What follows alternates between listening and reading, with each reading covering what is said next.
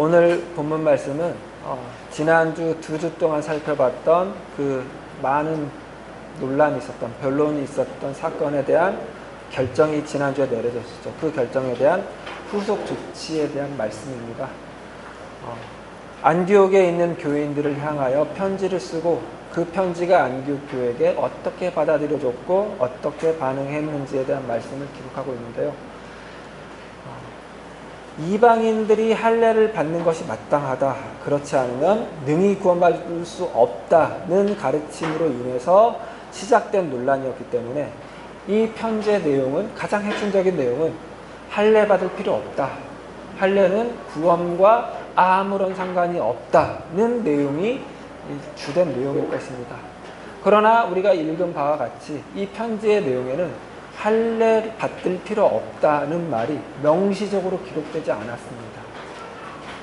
대신에 우상의 제물과 피와 목매인 것과 음행을 삼가라 라고 하는 어떤 권고사항, 새로운 규범 같은 것만 이렇게 보일 뿐입니다. 그렇다고 해서 이 편지에서 그것이 강조되는 것은 아닙니다.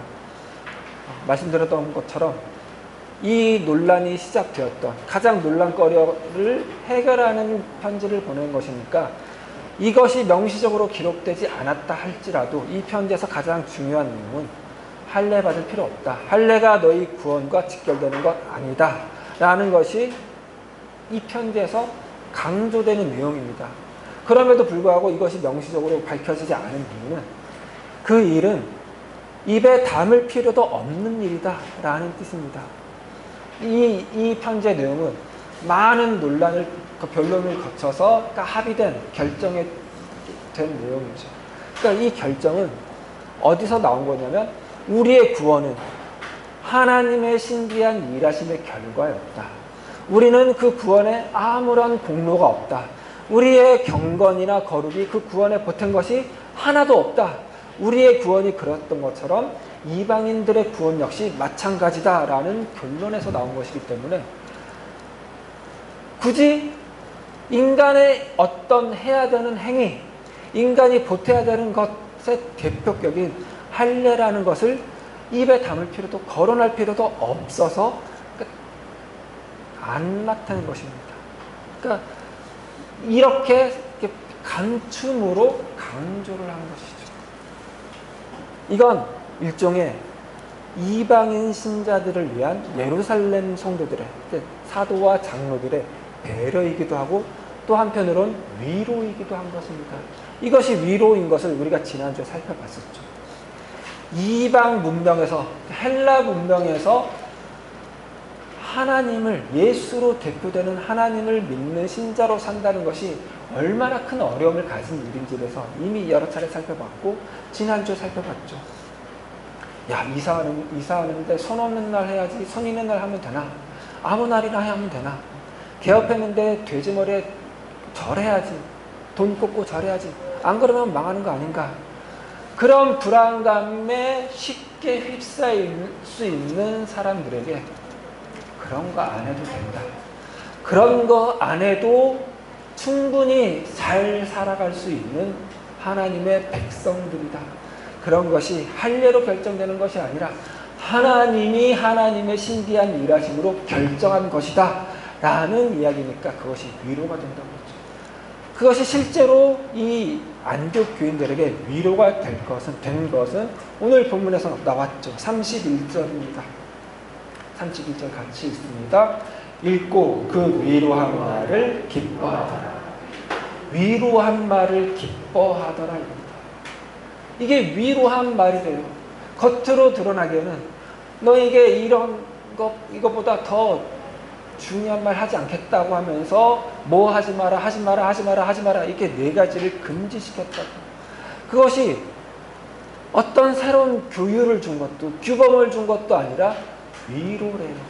그런데 이 위로한 말로 번역된 이 헬라어 단어는 세 가지 의미를 갖습니다. 하나는 위로로 번역이 될 수 있고, 또 하나는 격려로 번역이 될 수 있고, 또 하나는 권고라는 말로도 번역이 될 수가 있습니다.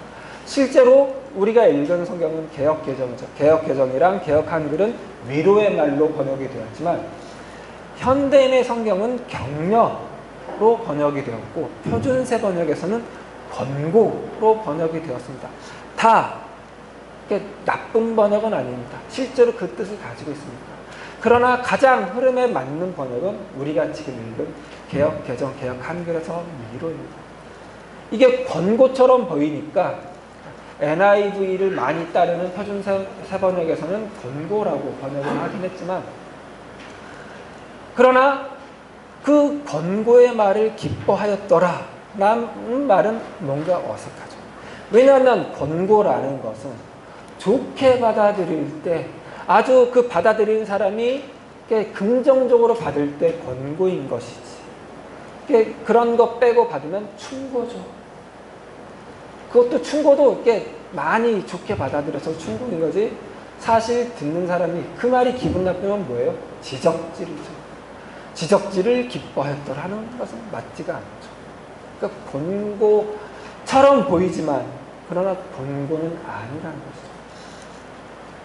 위로가 좋은 것은 아까 전에 말씀드렸던 것처럼 이방인들의 환경에서 그거 안 하면 망할 것 같은, 그래서 안 하기도 뭐하고, 그렇다고 하자니 뭐하고, 그렇다고 해서 안 하자니 찜찜한 것은, 유대에서 온 어떤 사람들이 할례를 안 받으면 능히 구원받지 못한다고, 할례 받지 않으면 그 하나님의 보호 테두리 안에 있는 것이 아니라고 말하니, 그러면 차라리 이 우상의 제물, 피, 목에 매달린 것, 음행, 이런 걸로 대표되는 그런 이방인들의 죄의가 충만한 그런 삶을 사는 게 오히려 낫지 않겠는가, 그런 갈등 속에 있었다고.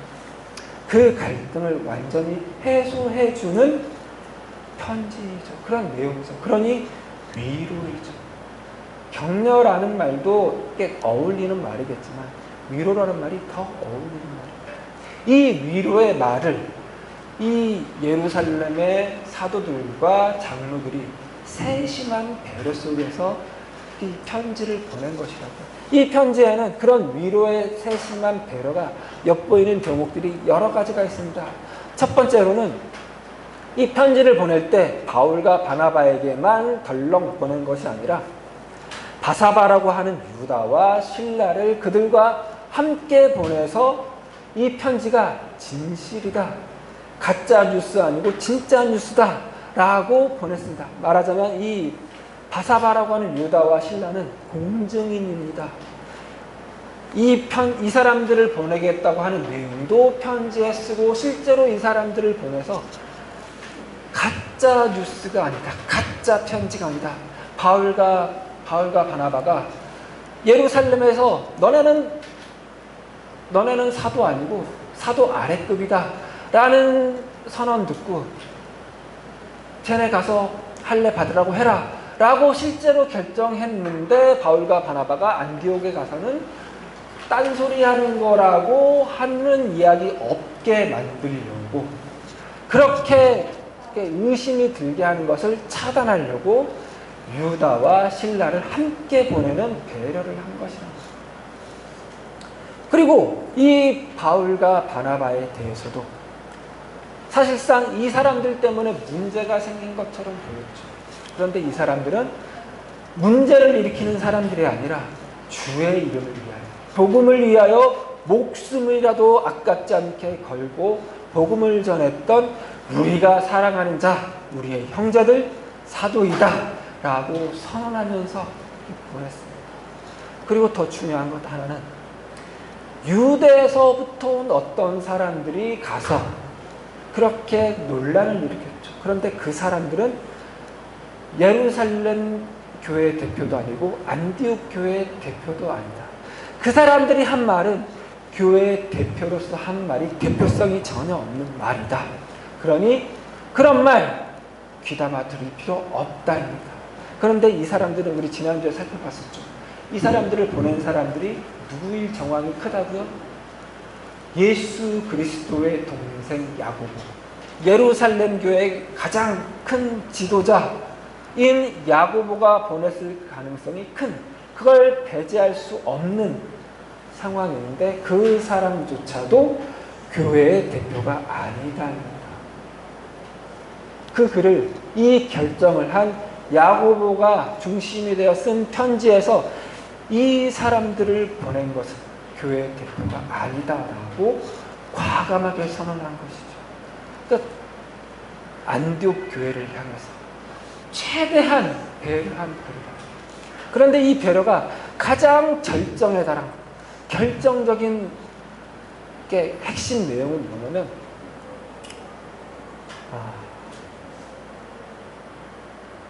28절에 있습니다. 28절을 같이 읽습니다. 성령과 우리는 이 요긴한 것들 외에는 아무 짐도 너에게 지우지 아니한 것이 옳은 줄 알았노니. 누가 알았다고요? 성령과 우리는. 성령과 우리는 이러이러하다고 알았다. 그래서 이렇게 너희에게 말한다. 이 말은 대단히 중요한 말입니다. 대단히 큰 선언입니다. 우리 지난주에도 지지난주에도 이 15장에서 계속 펼쳐졌던 이 논란을 이렇게 종식시키는 선언들이 큰 선언이라고 그랬었죠.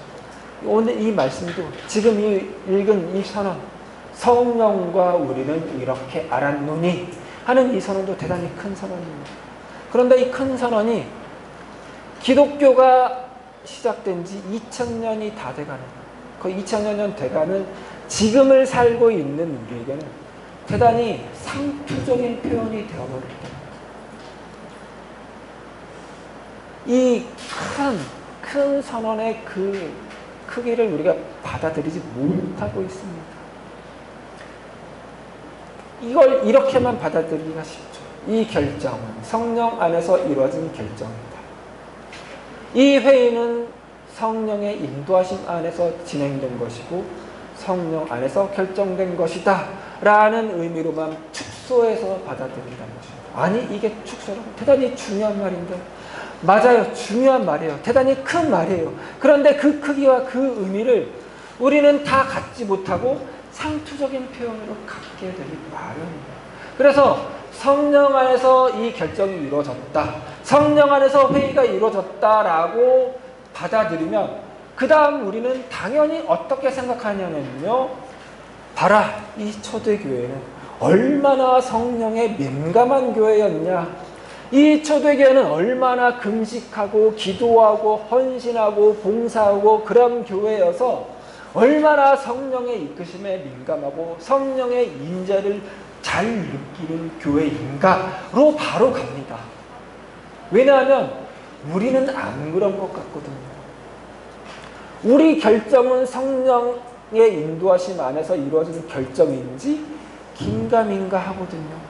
그래서 성령의 인도하심 안에서 뭐가 이루어지고 성령의 인도하심 안에서 결정이 된다고 말하려면은 뭔가 그럴싸한 어떤 느낌이 있어야 된다고 여겨지고, 그게 아니더라도 이렇게 하나된 목소리를 내고 그 회의 가운데 어느 누구도 반대하는 사람 없이 마치 위임 투표 때 저한테 100% 다 찬성 던졌던 것처럼 성령의 하나된 교회, 그래야 그렇게 말할 수 있는 것처럼 말한다 말이죠. 그러나 그건 우리의 착각입니다.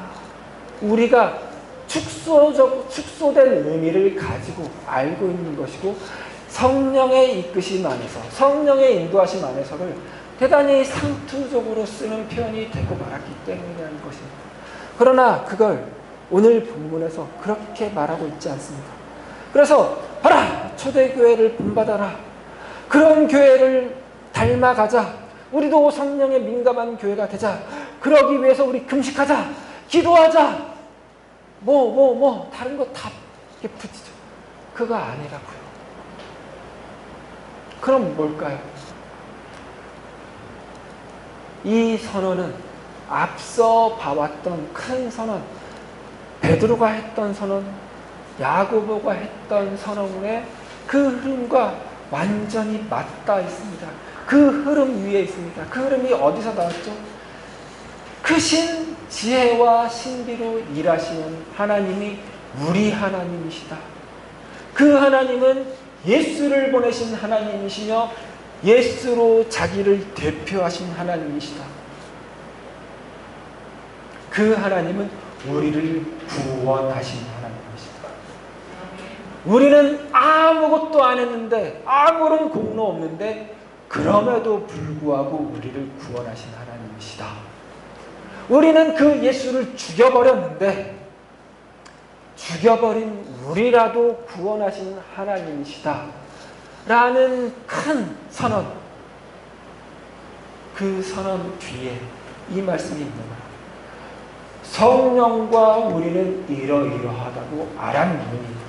그러니까 이 말은 뭐냐면 우리는 성령 안에서 이렇게 결정했다라는 좁은 의미도 가지고 있지만 보다 한 걸음 더 나아가서 어떤 거냐면 우리가 이렇게 결정했는데 그 결정을 성령께서 성령의 결정이라고 해 주신다. 아멘이 되세요? 아멘. 우리는 하나님의 뜻을 분별하는 것이 너무 중요한 시대를 살고 있죠. 왜냐하면 세상이 우리만 말했던 꿈과 비전을 말하기 시작했기 때문입니다. 세상이 말하는 것보다 우리가 더 진짜라고 말하려고 우리는 하나님의 뜻, 하나님이 우리에게 주신 꿈, 이걸 분별하는 것이 중요한 시대를 살게 되어버렸습니다. 그래서 우리에게 주신 하나님의 뜻이 무엇인가 분별하는 것이 인생에서 가장 중요한 사명이 되어버렸습니다. 미션이 되어버렸습니다. 그리고 그러자 하나님은 어떤 존재가 되어버렸냐면요, 하나님의 뜻, 우리를 향한 뜻을 다 정해놓고 그것을 감춰버렸어요. 감춰버렸다고요. 그래서 그걸 찾나 못 찾나 본다고요. 너 이놈 왜 그것도 못 찾아? 찾으면 하나님의 뜻대로 그 인생이 될 거니까 복 주고, 못 찾으면 나는 너한테 이런 길을 가라고 했는데 너는 왜 목사가 되고 그랬냐? 그런 하나님처럼 인식이 되버렸어요. 그런데 하나님은, 성경의 하나님은 그런 하나님이 아니고 오늘 본문에서 이 말씀이 그런 하나님 아니라고 선언합니다. 우리 예수를 보내신 하나님이 말씀하시는 하나님의 뜻은 늘 어떤 거냐고, 우리가 분별해야 되는 것이 아니라 우리가 선언해야 되는 것이라고 말하는 거예요. 어떻게 해요? 내가 하나님 이거 선택했습니다. 내가 이렇게 선택한 것, 하나님도 하나님의 선택이라고 말해줄 것 믿습니다. 이게 기독교 신앙이에요. 내가 이게 하나님의 뜻인 줄 알겠습니다 하면 그게 그래 좋다, 내가 그거 내 뜻이라고 말해주마, 내 뜻이라고 인정해주마 하는 게 하나님의 뜻이라고요. 그게 가능한 이유는요, 하나님의 크신 지혜와 신비한 일하심이에요. 우리의 선택이 늘 옳을 수는 없겠죠. 우리 인생이 그걸 증거하죠. 우리의 선택은 좋을 때 한 번 있다면 100번은 안 좋은 선택이었죠. 그런데 그 100번 안 좋은 선택했다고 우리 인생이 망했어요. 망하는 것 같았지만 망하지 않게 하나님이 일하시죠. 그거예요. 그 선택이 최선의 선택이 아닐 수 있어요. 진짜 하나님의 뜻이랑 멀게 보이는 선택일 수 있어요. 그러나 하나님은 그 선택이라도 하나님의 선택이라고 말씀해 주시고, 하나님이 선택하신 것처럼, 원래 하나님의 뜻이 있었던 것처럼 하나님이 일하신다고. 그래서 그 선택이 실패가 되지 않게, 망하는 것이 되지 않게, 저주가 되지 않게 하나님이 열심히 일하신다고. 쉬지 않고 일하신다고요. 매일매일, 매 순간 일하신다. 이 선택, 잘못된 선택에서 하나님이 열심히 일했는데 바로 우리가 또 나쁜 선택했어요. 하나님이 에이 그러지 않고, 너 그럴 줄 알았다. 왜요? 하나님이시니까. 전지전능하신 하나님이시니까. 모든 걸 다 아시는 하나님이시니까. 우리 찬송했잖아요. 나보다 나를 더 잘하시는 하나님이시니까 하나님이 그것까지 다 가난해서 일하고 계셨고 또 새로 일하실 거라. 매일매일 새로운 일을 하나님이 우리에게 하실 거라고. 이 선언이에요. 우리의 선택이 하나님의 선택이다. 내 선택이 하나님의 선택이다. 그렇다고 해서 아무거나 선택해도 된다는 거 아니에요. 열심히 최선을 다해서 고민하고 기도하고 선택해야죠. 그러나 모르겠어서 그 선택을 미루고 나몰라라 할 필요 없다고. 그러면 안 된다고요. 그건 이방인들이 하는 거예요. 그건 이교도들이 하는 거라고요. 언제까지 미룬다고요? 기일이 될 때까지. 손 없는 날 될 때까지 미룬다고요. 그럴 필요 없다. 우리는 이렇게 하나님이 얼마나 우리를 위해서 일하시는지, 얼마나 우리의 선택을 존중해 주시는 하나님이신지, 얼마나 우리의 모든 선택들을 다 받아주시는 하나님이신지 알아야 비로소 기독교 신자로 살아가는 것이 얼마나 복된 일이고 재밌는 일인지 알게 된다. 신앙생활하는 거 재밌는 일이에요. 스펙터클하잖아요. 막 이렇게 롤러코스터, 티익스프레스 쭉 떨어지면 죽을 것 같지만 죽지 않아요. 왜요? 안전장치가 있으니까. 하나님의 신비하신 일하신 안전장치가 있으니까. 그걸 알니까, 죽지 않을 걸 아니까 그런 놀이기 타죠. 이거 잘못 내가 꼭 못 잡으면 죽을 수도 있어. 그러면 그거 누가 타요? 그거 타면 미친놈이죠. 하나님이 그런 하나님이니까, 그런 하나님이니까 우리가 교회에 나와서 신앙생활 하는 거죠. 그거 놓치면 안 돼요. 하나님은 그런 하나님 아시겠죠? 아멘이죠. 그 하나님 의지하면서, 그 하나님 신뢰하면서, 기억하면서 이번 한 주 또 계속해서 하나님의 뜻을 내 삶 속에서 만들어가면서 사는 우리 인생교회 성도님들 되시기 바랍니다. 기도하시겠습니다. 하나님 감사합니다.